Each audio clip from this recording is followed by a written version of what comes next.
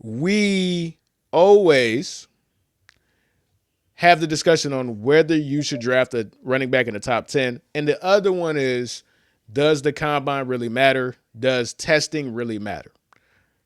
When it comes to drafting running backs in the top 10, and we'll address that one first. I say this all the time. If you ain't got Adrian Peterson, bro, I don't want to hear it. I'm sorry. Look, that's just me. I have the Mel Kiper school of thought when it comes to drafting running backs because I've just seen too many running backs be productive that you can get in the second and third and fourth round. Now, I have three running backs that I broke this rule for. That's it. In the past 20 years. I ain't gonna say that. Going back to Adrian Peterson, there's only three running backs that actually got drafted in the first round in the top 10 that I agree with. Bijan Robinson, Saquon Barkley, Adrian Peterson. That's it. If you ain't Bijan, I ain't trying to hear it. If you ain't Adrian Peterson, I'm not trying to hear it. If you weren't Saquon Barkley, who was a freak athlete, I'm not trying to hear it. If it comes to Jeremiyah Love, no, I'm not drafting Jeremiyah Love in the top 10, man. No. Just a good running back. Like, let me ask you a question. Jeremiyah Love is, I want to say 215, runs a 4.36. He's explosive. He has great hands. He has all of that stuff. If it's between him and Ashton Jeanty, I'm taking him over Ashton Jeanty 10 out of 10, 1,000 out of 10, a million out of 10, a good bajillion times out of 10. Like, Agreed. but I don't think he is worth the top 10 pick in most drafts. In this draft, it doesn't matter. I agree with you, Herbie. I am not a fan of drafting any running back in the top 10, especially when you consider that's a position that you could always draft later in the draft. There you could always find a good running back in the third round, in the fourth round. There's never a need to reach for a running back, Herbie, because there's so many other positions of value. Edge, D line, offensive line, DBs. Like there are so many other key positions. You know what I mean? Quarterback. Like there's just so many other positions. It's unfortunate, Herbie, because there was a time where the running back was the crown jewel of football, right? Like you go back several decades, running backs were the stars. We still hear legends of Jim Brown and Walter Payton and even guys of today. Sean Alexander had his run, and there's been so many great running backs, Herbie. It's a position now that is a little devalued. But ultimately, I mean, it's not a position you have to reach for, Herbie. A running back, you could find you a good running back in the third or fourth round. There's no need to reach in the first or second. Yeah, so you don't want to end up like the Raiders. Now, granted, listen, I'm not trying to take no victory lap on Ashton Jeanty, but I said it last year. I said that he's not special. I think he's really good, but he's not worth the top 10 pick.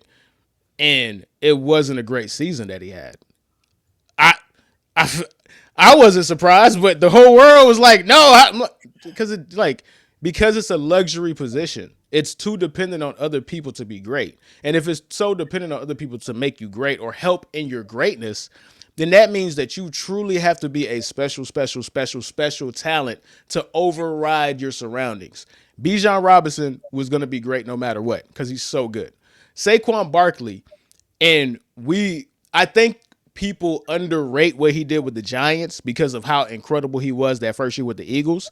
Right. If you go back to his rookie season, he had 2,000 yards from scrimmage. He was great with the Giants because he was just so athletically gifted. His first preseason game, he took a rush for 60 yards to the house. Yeah. There was no stopping Saquon Barkley except for injuries. That's it. And then we have Adrian Peterson. Adrian Peterson is the best pure running back that I've ever seen with my own two eyes. So my barometer for such a luxury position is very high. Jahmyr Gibbs is great. I wouldn't have, even with I know what I know about Jahmyr Gibbs, I'm not drafting him in the first round or at the very least in the top 12 like he got drafted. He went to an incredible situation with the Lions. He has an incredible offensive line to create giant holes to accentuate his special gifts, which is an explosive running back. If I could put a lot of 4-2 guys behind that, right? Like, you know what I'm saying? So when it comes to Jeremiyah Love, I'm way more okay with drafting somebody like him in the top 10 for one reason only, is because he can affect the game without you just turning the ball around and handing the ball to him.